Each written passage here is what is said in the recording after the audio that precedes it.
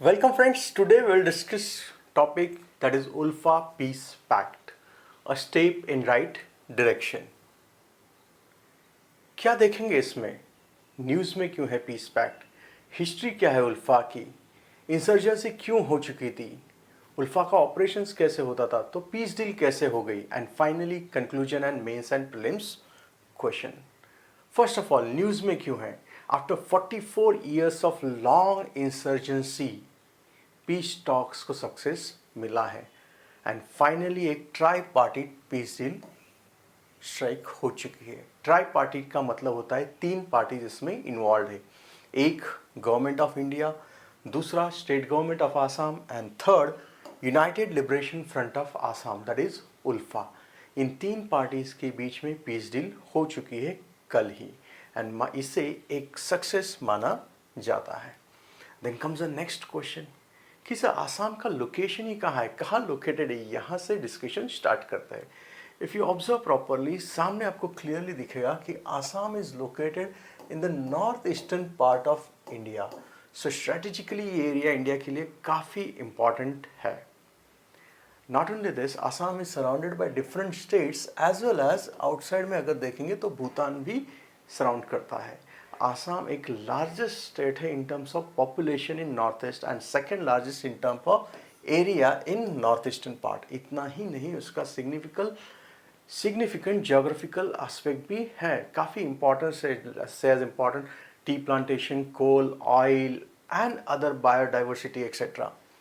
Then comes the next question कि sir Indian map पे हम देख सकते हैं क्या? यस, अभी सिर्फ हमने ये एरिया देखा था जिसमें से ये आसाम का area. Now this will clearly shows why this particular area is very important. Then comes the next question कि सर आसाम में इंसर्जेंसी हुआ ही क्यों और ये कब से हुआ है? कौन है आसाम में? आसाम में 1980s के आसपास इंसर्जेंसी स्टार्ट हुआ है. डिमांड क्या है? More political autonomy and separate statehood. And Assam का एक बड़ा हिस्ट्री भी रह चुका है, tension between different indigenous ethnic group. बहुत सारे मेजर ट्राइब्स है असम में, for example Bodo, Mishing, Rabha, Kachari, Lalung, Garo and Dimasa. So Assam में ये काफ़ी सालों से चलता आ रहा है. Then comes the next question कि सर रूट्स क्या है आसाम एंग्जाइटी के? आसाम में ये सारे इशू चल रहे ठीक है, बट इसके कारण क्या है? Listen, every state have their own culture. Her state का अपना एक कल्चर होता है, अपनी लैंग्वेजेस होती है और अपना एक सेंस ऑफ आइडेंटिटी होता है. सो डोंट थिंक, आसाम का भी अपना खुद का एक कल्चर है, एक लैंग्वेज है, एक सोर्स ऑफ आइडेंटिटी है. और जब यहाँ पे बाहर से लोग आने लगते हैं तो वहाँ के जो बेसिक मेन लोग हैं, इंडिजिनस लोग हैं, उन्हें थोड़ा इनसिक्योरिटी होता है. Then comes the next question कि सर ऐसा हुआ क्यों? 19th सेंचुरी 20th सेंचुरी में जब यहाँ पे टी प्लांटेशन, कोल, ऑयल, ये इकोनॉमी जब बूम होने लगा तो ऑब्वियसली बाहर के जगह से लोग आसाम में आने लगे, जिसे हम माइग्रेंट्स कहते हैं. सो ऑब्वियसली जब माइग्रेंट्स ज़्यादा आने लगे तो जो लोकल लोग होते हैं उन्हें इनसिक्योरिटी फील होती है. ऐसे हम बाकी भी कई जगह देखते हैं, जहाँ नौकरी मिलती है वहाँ लोग जाते हैं. तो ऑब्वियसली यहाँ पे भी वही इशू हुआ. देन कम्स द नेक्स्ट, क्या माइग्रेशन एकमात्र इशू यहाँ से ही था क्या इकोनॉमिक? नहीं, partition was also responsible. Partition के वजह से भी काफ़ी सारे माइग्रेंट यहाँ पे आ चुके थे. पॉलिटिकल रीजंस भी थे. That itself means roots in Assam anxiety काफ़ी सारे थे. Then comes the next question कि सर ये उल्फा क्या है और उल्फा एस्टैब्लिश कब हुआ? उल्फा 1979 में शिवसागर एरिया आसाम में इस्टेब्लिश हुआ. अगर ऑर्गेनाइजेशन है तो सर इसका कोई एम भी रहेगा? यस, इसका मोटिव है sovereign Assam for their indigenous people of the state. Sovereign मतलब सार्वभौम आसाम. थर्ड आपका क्वेश्चन रहेगा सर इनके लीडर्स भी तो होंगे फिर? यस, परेश बरुआ, अरविंद राजखोआ, अनूप चेटिया, ऐसे बड़े बड़े लीडर्स भी हैं. देन कम्स द नेक्स्ट कि सर इतना बड़ा ऑर्गेनाइजेशन है, इनको लोगों का सपोर्ट तो मिला होगा? यस. तो लोगों का सपोर्ट कैसे मिला उन्होंने? इनिशियल ईयर्स में उल्फा ने खुद को इस तरह से प्रोजेक्ट किया कि they are nothing but they are helping the needy people. मतलब जो ज़रूरतमंद लोग हैं उन्हें हेल्प करने का वो काम कर रहे हैं, मतलब कुछ गलत नहीं है. बट लेटर ऑन इन्होंने आर्म स्ट्रगल शुरू कर दिया. किसके खिलाफ? Against Indian government. Then comes the next question, क्या एक उल्फा ही ग्रुप है क्या? नहीं, उल्फा जैसे बोडो मूवमेंट भी चल रहा था आसाम में, कार्बीज का भी चल रहा था. दिमसा का भी चल रहा था, तो बहुत सारे मूवमेंट चलते आ रहे। देन कम्स द नेक्स्ट कि सर उल्फा ऑर्गेनाइजेशन पता चला, वो स्टार्ट कैसे हुआ, उसके लीडर्स क्या है पता चला। बट कोई भी ऑर्गेनाइजेशन का एक मोडस ऑपरेंडी होता है, और कोई भी ऑर्गेनाइजेशन अगर आपको रन करना है लॉन्ग टर्म में, तो उसके लिए आपको पैसे लगेंगे, क्योंकि आप ही ने कहा कि सर आर्म्स स्ट्रगल है, तो आर्म्स रिबेलियन है, तो ऑब्वियसली आर्म्स परचेस करने के लिए तो पैसे चाहिए। तो उल्फा क्या करता था, ULFA use to kidnap people, extortion, execution, bomb blast, मतलब बड़े बड़े इंडस्ट्रियलिस्ट हो, ब्यूरोक्रेट, बिजनेसमैन, पॉलिटिकल, बहुत जगह पे इशू क्रिएट किए थे। या ऐसे कहा जाता है कि 1990s का पीरियड जब उल्फा अपने पीक स्ट्रेंथ पे था, कि ULFA was nothing but extension of government, ऐसे कहा जाता है। Not a leaf could cure in any village in Assam without the wish of ULFA, ये कहने की बात है। मतलब that shows the ULFA power, मतलब 1990s के दौर में उल्फा काफ़ी पावरफुल हो चुका था। Then comes the next question कि सर फिर हुआ क्या, वही जहाँ मोस्टली गलतियाँ होती है। 1990s ने उल्फा में बहुत सारी कंपनीज़ को एक लेटर लिखा जो आसाम में ऑपरेट कर रही थी ट्री प्लांटेशन में। से फॉर एग्जांपल टाटा टी है, यूनिलीवर है, रसेल है, मैकनेल है, और इन कंपनीज़ को उन्होंने क्या कहा कि आपको हमें पैसे देने होंगे। यूनिलीवर के बारे में तो कहा जाता है कि 3.5 करोड़ मांगे गए, और ये पैसे आपको क्यों देने हैं, फॉर वॉर फंड। किस लिए, वॉर फंड के लिए देने हैं। Not don't think it is nothing but extortion only, because जो कंपनी काम कर रही है आप उनसे पैसा एक्सटॉर्ट ही तो कर रहे हैं under the name of war fund. ये कारण काफ़ी था इंटरनेशनल प्रेशर ट्रिगर करने के लिए, एंड इसके बाद भारत सरकार ने ऑपरेशन बजरंग स्टार्ट कर दिया। Then comes the next question कि सर ऑपरेशन बजरंग है क्या। 1990s में केंद्र सरकार ने ये ऑपरेशन स्टार्ट कर दिया, जिसमें मोर देन 1200 उल्फा के इंसर्जेंट्स को अरेस्ट किया गया। इतना ही नहीं, Assam was declared as a disturb area, Assam में प्रेसिडेंट रूल भी लगा दिया, arm forces special powers act declare कर दिया वहाँ पे, और जो सरेंडर लोग थे उल्फा के, जिसे हम सुल्फा कहते हैं, उनके साथ बातचीत शुरू हो गई। ना don't think that itself means आपको ऐसा लगेगा कि इससे ऑपरेशन बजरंग सक्सेसफुल हुआ, क्योंकि लोगों को अरेस्ट भी किया है, डिस्टर्ब एरिया प्रोक्लेम कर दिया, प्रेसिडेंट रूल लगा दिया, आपसा लगा दिया। इतना ही नहीं, उल्फा में जो डिवीजन हो चुका था उसका भी बेनिफिट हुआ, मतलब उल्फा खत्म हुआ। Answer is no, ULFA survive हो गया। कैसे, किसी ने तो सपोर्ट किया होगा, कहीं से तो सपोर्ट आया होगा। Yes, some part due to help from outside India.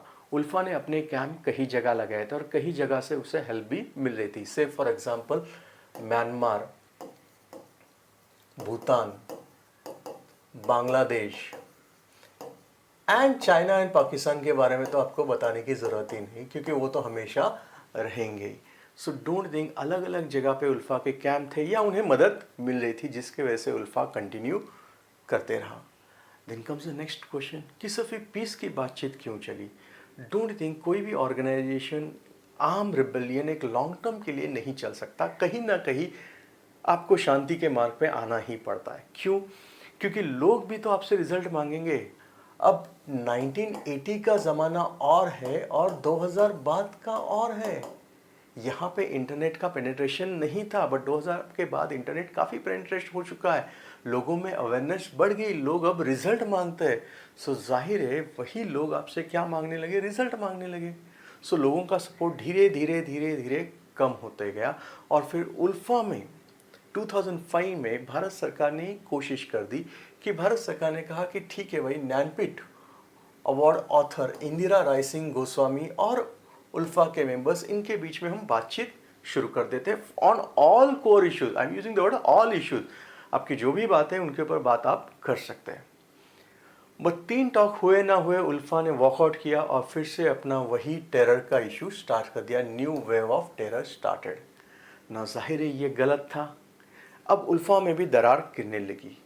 ULFA में एक फैक्शन था, कमांडर लाइक अरविंदा राजकोआ, कि जो चाहते थे पीस, शांति का मार्ग अच्छा है। तो दूसरा था परेश बरुआ का, वो चाहते थे नहीं भाई, आर्म स्ट्रगल ही कंटिन्यू रहेगा। एंड फाइनली दोनों ने एक दूसरे को एक्सपेल कर दिया, और फाइनली 2012 में उल्फा में एक मेजर स्प्लिट हो गया। परेश बरुआ जो थे, उन्होंने अपना एक उल्फा इंडिपेंडेंट नाम से एस्टैब्लिश कर दिया, जो आर्म स्ट्रगल कंटिन्यू करेगा और सोवेरियन असम की ही बात करेगा, उन्होंने कहा। वेराज अरविंदो राजखोवा और बाकी लीडर्स ने कहा कि नहीं भाई, शांति के मार्ग पे चलना अच्छा रहेगा। देन कम्स द नेक्स्ट कि सर फिर जो कल जो एग्रीमेंट हुआ, क्या वो अचानक हुआ? Answer is no. जो एग्रीमेंट हुआ है, it is nothing but a culmination of 2005 to 2023। मतलब अलग अलग सरकार, चाहे वो मनमोहन सिंह सर की सरकार हो या मोदी जी की सरकार हो, अलग अलग सरकार ने बहुत सारे एफर्ट्स लिए और इसी एफर्ट्स का पीक पॉइंट कल के एग्रीमेंट में हमें दिखता है। Then comes the next question कि सब पॉइंट्स क्या है इस एग्रीमेंट के जिसे इतना इंपॉर्टेंस दिया जाता है। लिसन, पहला पॉइंट है कि out of 126 assembly seat 97 will be reserve for local indigenous people. इससे क्या फ़ायदा होगा?